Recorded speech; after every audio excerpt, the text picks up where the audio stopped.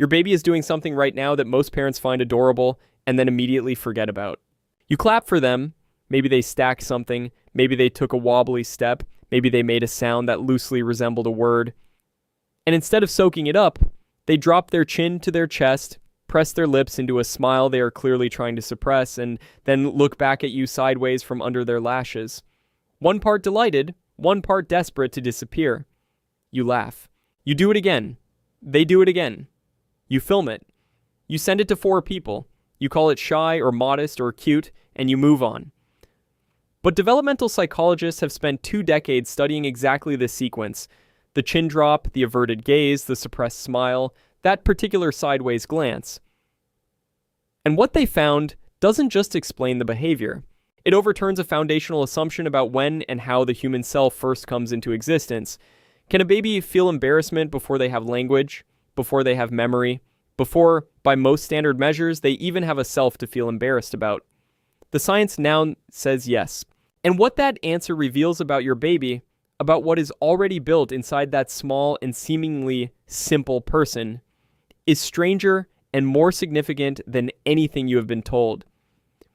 The most reasonable explanation, and the one that dominated developmental psychology for most of the 20th century, is that what you are watching is not embarrassment at all. Real embarrassment requires a self. It requires knowing that other people are forming opinions about you and caring what those opinions are. That is a sophisticated cognitive operation. Infants, by this logic, lack the neural infrastructure to pull it off.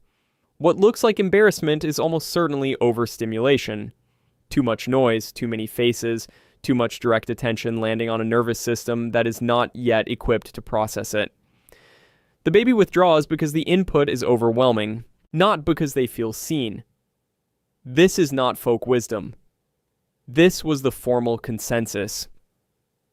Major frameworks in developmental psychology placed what researchers call self-conscious emotions, embarrassment, shame, pride, guilt, well out of reach of infancy. These were categorized as secondary, higher-order emotions. They required a stable concept of self as a prerequisite, and a stable self-concept, the field broadly agreed, takes years to assemble.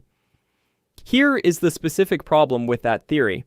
The behavioral cluster we are describing, gaze aversion, smile suppression, the sideways glance back, the hand rising toward the face, is not random. It is not uniform stress behavior. Researchers can elicit it on demand, in a controlled setting, in babies as young as 15 to 18 months.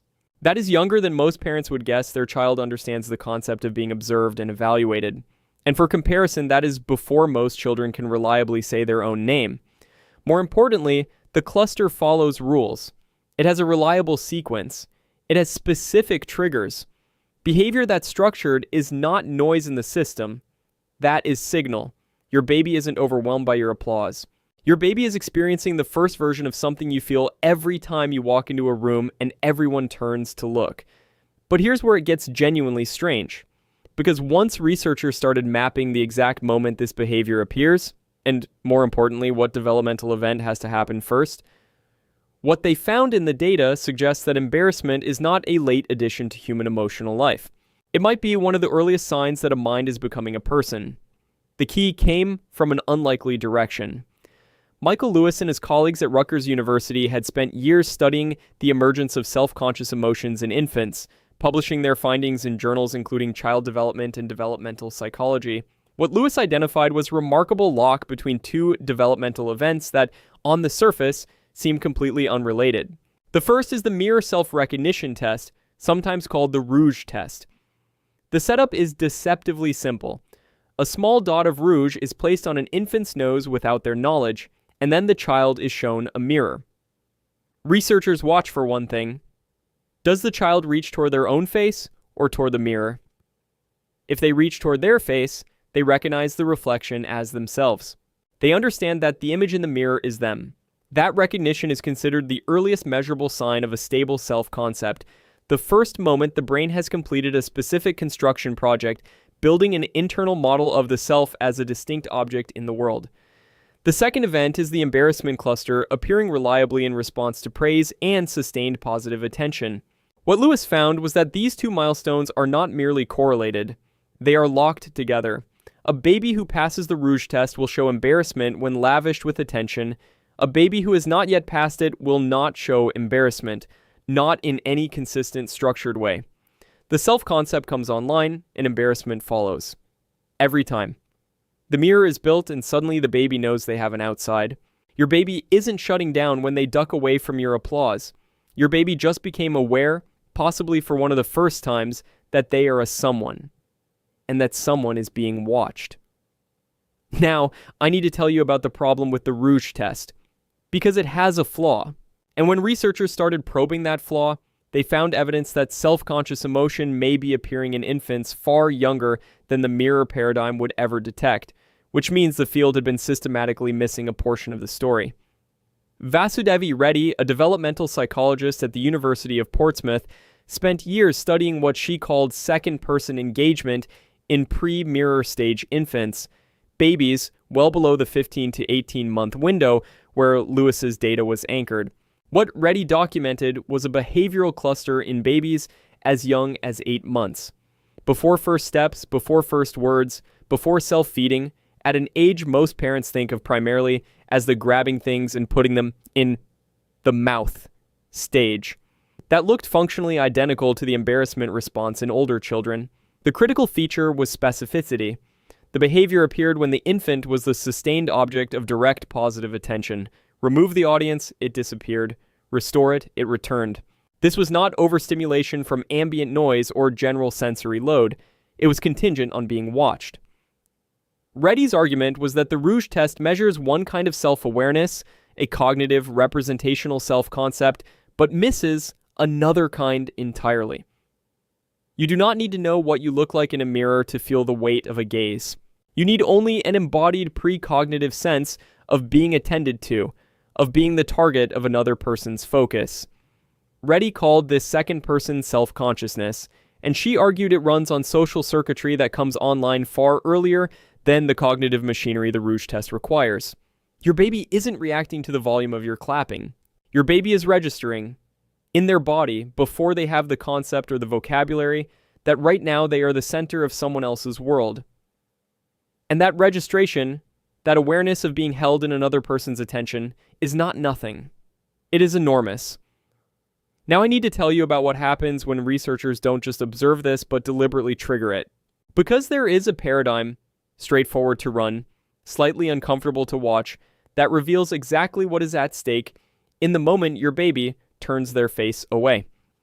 Michael Lewis's lab ran a series of experiments in which infants who had passed the Rouge test were subjected to sudden, intense, non-contingent praise from an unfamiliar adult.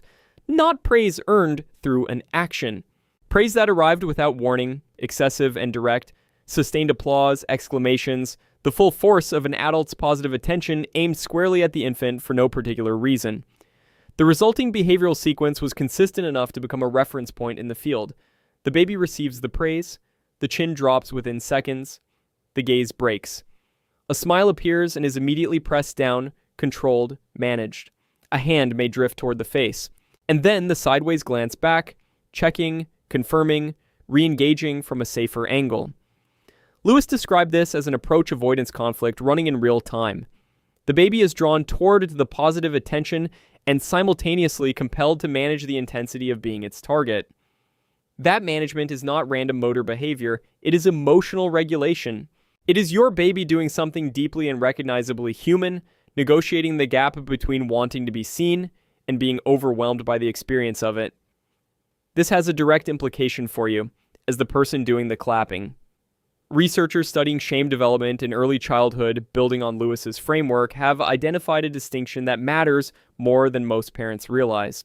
Non-contingent praise, global, effusive, untethered to any specific action, you are wonderful, look at you, you are so clever, consistently activates the same self-consciousness circuitry as embarrassment, contingent praise, tied to a concrete action, you put that piece in, you figured that out, produces engagement rather than withdrawal. The difference is not in the warmth you are expressing. The difference is in what you are asking the baby's self-concept to carry. You are not simply making your baby feel good or bad in the moment. You are writing the first lines of the code that will govern how their nervous system relates to positive attention for decades. Your baby isn't being modest when they turn away from your applause. Your baby is doing something deeply human, learning for the first time how to carry the weight of being seen without being dismantled by it. And now I need to say something important. Because most of what I have described is healthy, the chin drop, the sideways glance, the suppressed smile, when you see those, the circuitry is working. The construction is on schedule. But there is a version of the picture worth paying careful attention to, and most parents will not hear about it until much later than they should. There are 3 specific patterns worth holding in mind.